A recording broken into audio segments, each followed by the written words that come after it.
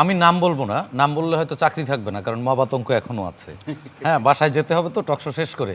চট্টগ্রামের একজন তেলের আমদানিকারক আছে, তিনি একজন চিকিৎসক, মেডিকেল সায়েন্স পাশ করা মানুষ।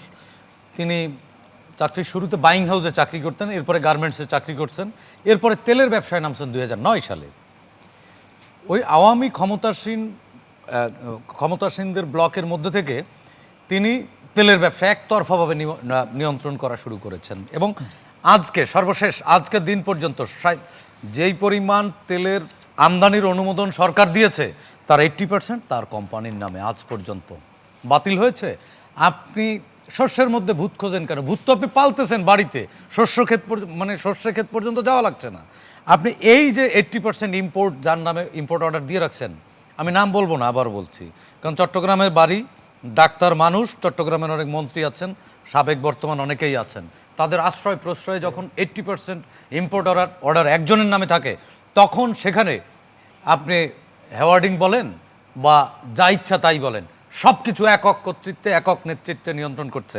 এই কারণেই স্যার একটি ভালো কথা বলছেন যে তেলের দাম বাড়ানোর পরই লাইন হাওয়া।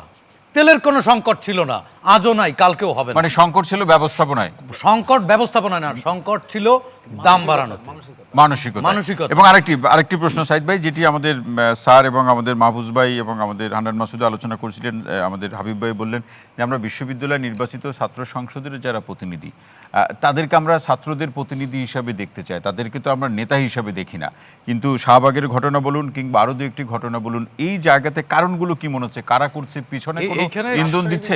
এইখানে রাজশাহী বিশ্ববিদ্যালয় আমি ছোট্ট করে একটি কথা বলি, আমাদের যে ছাত্র বন্ধু যারা প্রতিনিধি হয়েছেন, নিশ্চয়ই তাদের দেখে আমরা সবাই আশাবাদী হয়েছিলাম যে ছাত্র সংসদ থেকে জাতীয় নেতৃত্ব বেরিয়ে আসবে।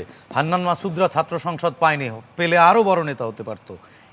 এদের মধ্যে একটা সম্ভাবনা, আমাদের মধ্যে আশার সঞ্চার হয়েছিল। তারা কিন্তু ছাত্রদের অধিকার, দাবি দাওয়া, বিশ্ববিদ্যালয়ের সংকট নিয়ে কথা বলেনি। তারা প্রত্যেকটি ভিপি জিএস জাতীয় রাজনীতি কোন দিকে যাবে, কে কোন দিকে হাঁটতে পারবে, কে কার সাথে বৈঠক করবে, এইসব নিয়ে বক্তৃতা বিবৃতি শুরু করলো।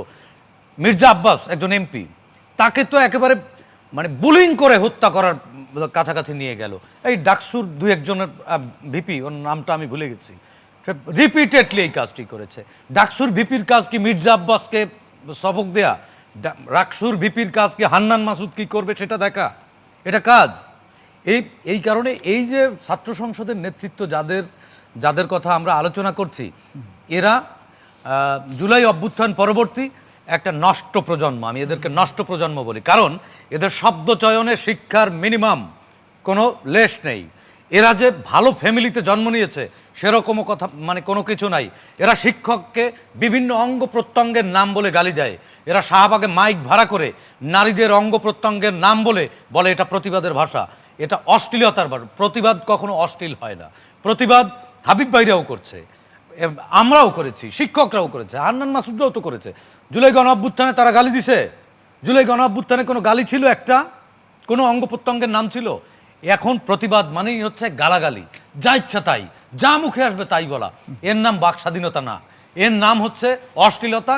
এগুলো অবশ্যই বিচার করা উচিত, এবং এগুলো যদি বাড়তে দেয়, আমিও একজন বাবা, আমি আপনার এই লাইভ প্রোগ্রামে বলে গেলাম, আমিও একজন বাবা, আমার সন্তানের প্রতিবাদের ভাষায় বাবা হিসেবে আমি লজ্জিত। এটা প্রতিবাদের ভাষা হতে পারে না, এটা কোনো প্রজন্ম হতে পারে না, এটা নষ্ট প্রজন্ম।